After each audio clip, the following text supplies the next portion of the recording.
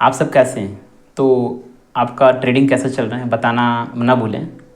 और इस वीडियो में मैं डिस्कस करूंगा कि ये जो समय चल रहा है काफ़ी ख़राब चल रहा है। एक ट्रेडर के पॉइंट ऑफ व्यू से देखा जाए तो काफ़ी ख़राब चल रहा है। इस ख़राब सिचुएशन में कैसे सोचना है, किस तरह से मेंटलिटी, किस तरह से मेंटल को स्ट्रांग रखना है, किस तरह से सोचना है। और मार्केट ऐसी ख़राब कंडीशन में एक ट्रेडर को किस तरह की थिंकिंग रखनी चाहिए, इसमें मैं डिस्कस करूँगा। उससे पहले मैं एक चीज़ बता देना चाहता हूँ कि मैंने पिछले 2 दिन पहले ही मैंने लॉसेस किया हुआ है। और लॉसेस अगर बात करते हैं तो मैंने 2 कंपनियों में लॉसेस किया हुआ है। पहला IEX और दूसरा जो है सन फार्मा। IEX में अगर देखा जाए तो 3,400 लॉस हुआ है। वहीं अगर सन फार्मा अगर बात करते हैं तो उसमें लॉसेस हुआ है 2,600, जो आप स्क्रीन पे देख सकते हैं।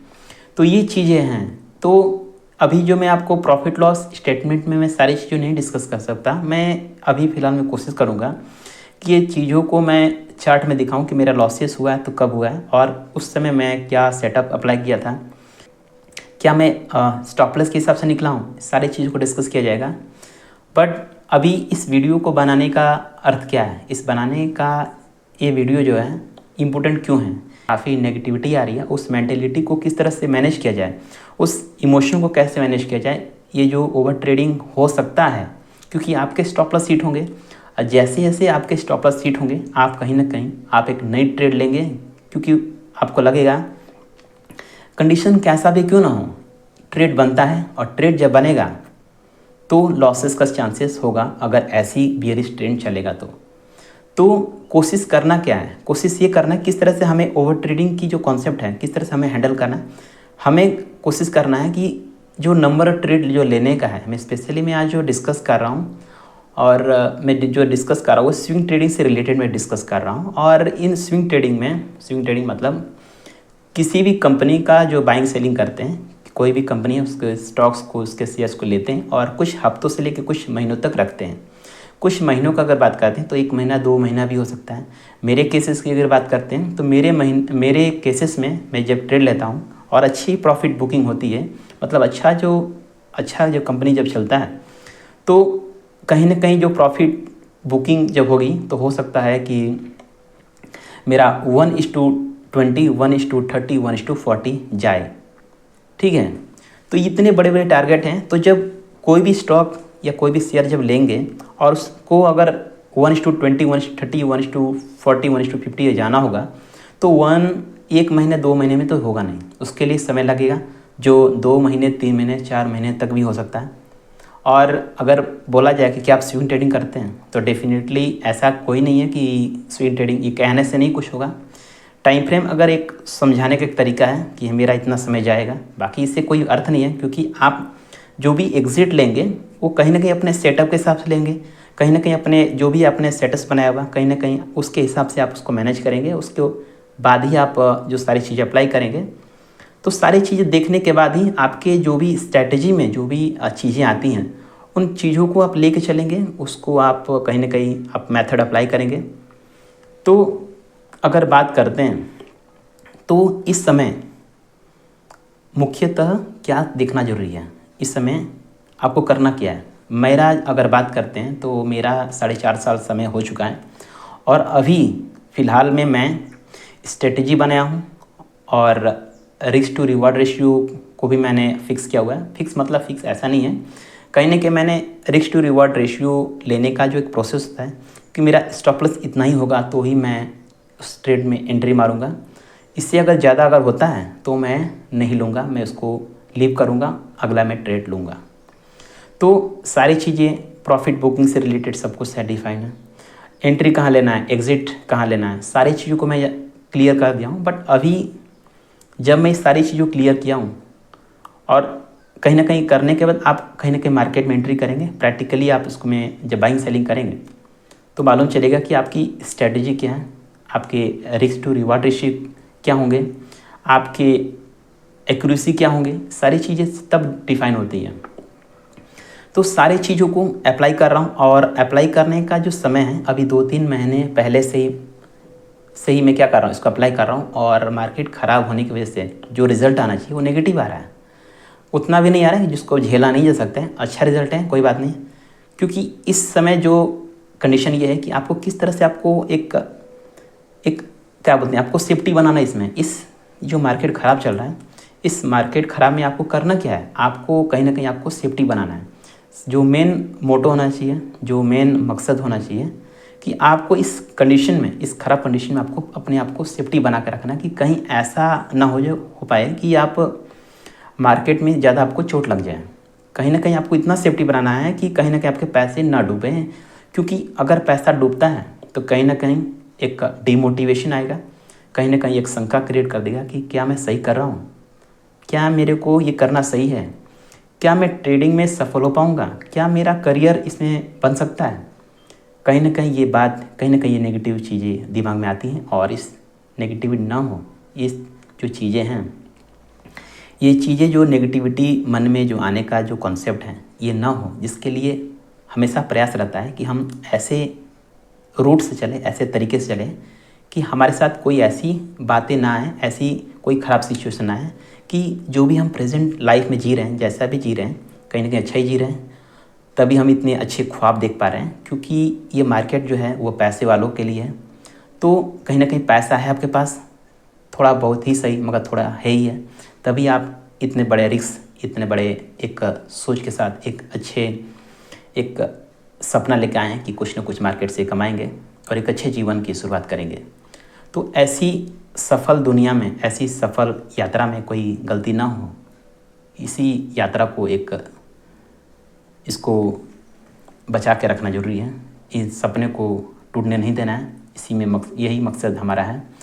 और इन सपनों को पूरा करने से पहले बहुत से ऐसे सिचुएशन आएंगे जहाँ पे आप नेगेटिव होंगे, कहीं ना कहीं आप डिमोटिवेट होंगे। तो उस समय एक मेंटर की ज़रूरत पड़ेगी। उस समय एक मेंटर, एक ऐसा एजुकेटर जो आपको गाइड करे, एक अच्छे रास्ते पे ले जाए।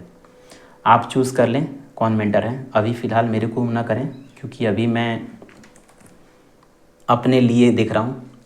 ये जो वीडियो देख रहे हैं, ये वीडियो बनाने का मकसद आपको दिखाना नहीं है, ये मैं दिखा रहा हूँ। और इस वीडियो से आप सीखेंगे ना सीखेंगे, मैं सीख रहा हूँ, क्योंकि मैं सारी जो चीज़ें जो ट्रेड लेता हूँ, सारे ट्रेड को मैं एक ट्रेडिंग जर्नल मेंटेन कर रहा हूँ। इस सारी चीज़ों को मैं वहाँ मेंशन करता हूँ और उसको मैं चेक करता हूँ कहीं मैं ओवर ट्रेडिंग तो नहीं कर रहा हूँ, कहीं मैं ज़्यादा मेरे अंदर कोई फोमो तो नहीं हो रहा है। सारी चीज़ों को मैं देख रहा हूँ। तो अगर आप भी उस कंडीशन में हैं कि अगर आपके साथ ओवर ट्रेडिंग, फोमो जैसे आ रहा है, तो आप भी ट्रेडिंग जर्नल मेंटेन करना शुरू कर दें। अगर बात करते हैं ट्रेडिंग जर्नल कितना इम्पोर्टेंट है, तो पिछले ही कुछ दिनों पहले मैंने अपलोड किया हुआ है, आप स्क्रीन पर देख सकते हैं। तो ये काफ़ी इम्पोर्टेंट है, और कितना इम्पोर्टेंट हो सकता है आपके लाइफ के लिए, आपके ट्रेडिंग जर्नी के लिए, वो आप वीडियो देखेंगे तो आपको खुद यकीन हो जाएगा। तो प्लीज़ कृपया करके वीडियो देख लें। अगर आपको ट्रेडिंग फील्ड में अगर सक्सेसफुल होना है, तो आपको ये सारी चीज़ों का ज्ञान होना बहुत ही ज़रूरी है। तो अभी मैं आपको बताना ज़रूरी है कि मैंने लॉसेस किया IEX और सन फार्मा में।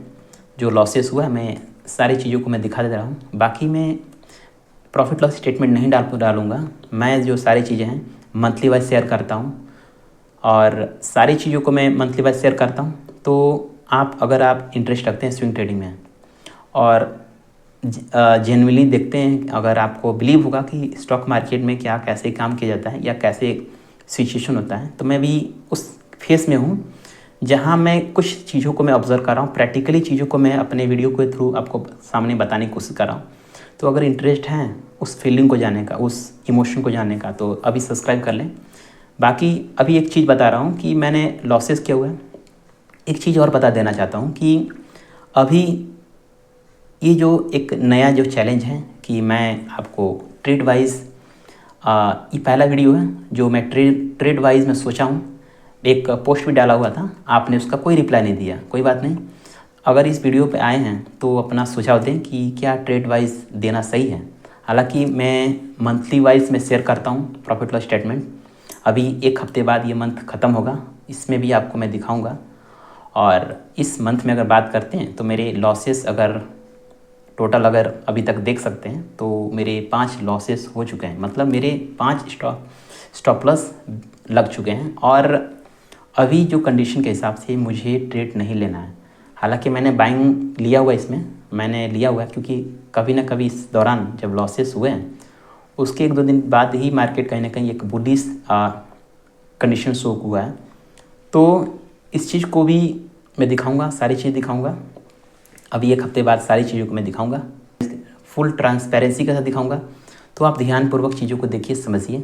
और अभी आप जिस वीडियो से आए थे, क्योंकि बताना ज़रूरी है कि मैं सही में क्या कर रहा हूँ ट्रेडिंग। तो लॉसेस की बात करते हैं, तो मैंने लॉसेस थोड़ा व्यू देते हैं कि मैं कहाँ मेरे एग्ज़िट हुए। तो चलते हैं अपने ट्रेडिंग व्यू में, देखते हैं किस तरह से कहाँ मैंने लॉसेस किया हुआ, सारी चीज़ों को दिखाता हूँ। तो आइए देखिए कैसे है। तो पहले टाइप करते हैं IEX। इसमें अगर बात करते हैं तो मेरे लॉसेस अगर बात करते हैं तो यहाँ पे लॉसेस अगर बात करते हैं तो मेरे लॉसेस 3,400 लॉस हुआ है। और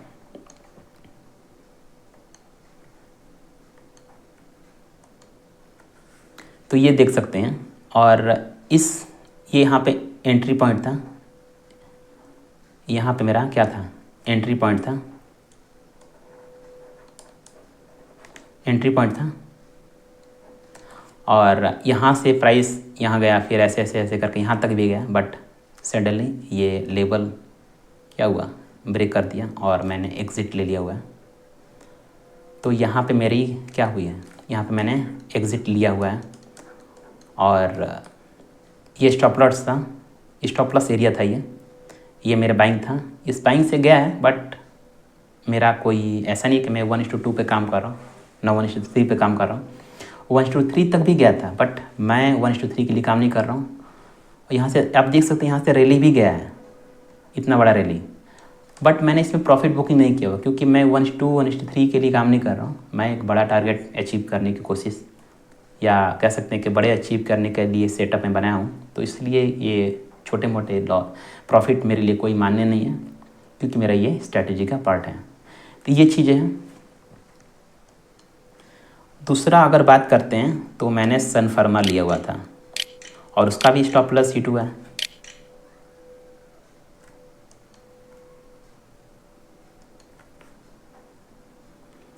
तो सन फार्मा देखते हैं, सन फार्मा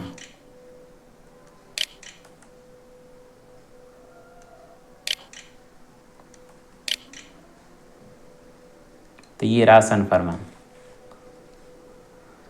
तो यहाँ पे भी आप देख सकते हैं, मेरे अगर बात करते हैं तो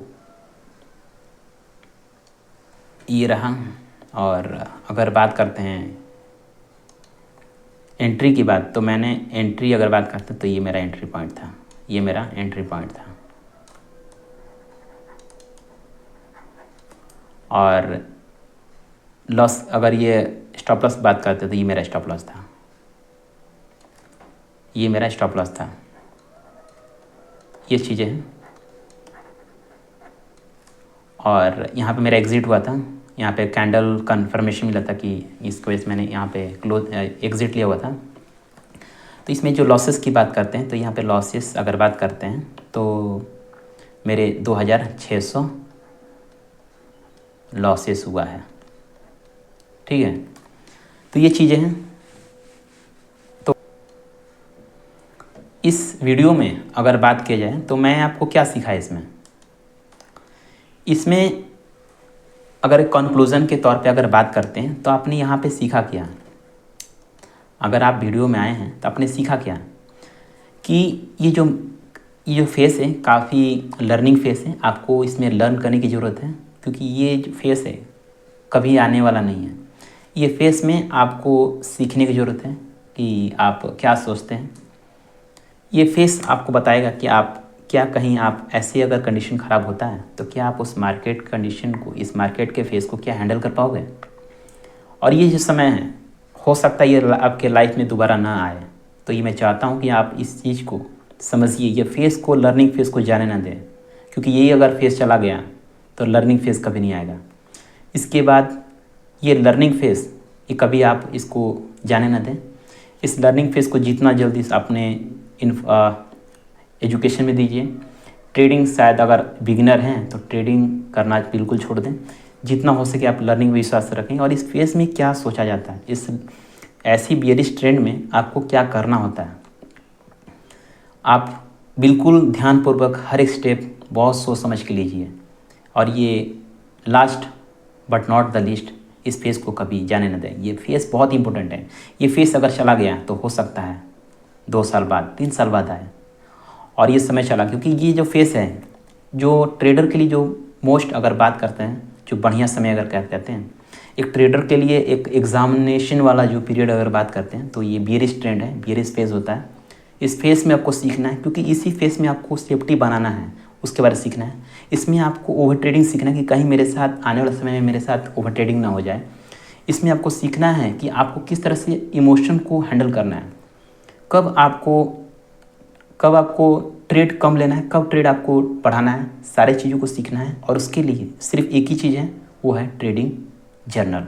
ट्रेडिंग जर्नल आज से ही मेंटेन कर दें, क्योंकि मैं कर रहा हूँ। मैं चाहता हूँ कि अगर ये वीडियो देख रहे हैं तो आप भी मेंटेन कीजिए और अपने ट्रेडिंग जर्नी में आगे बढ़ें। बहुत कैसा वीडियो लगा बिल्कुल बताना ना भूलें।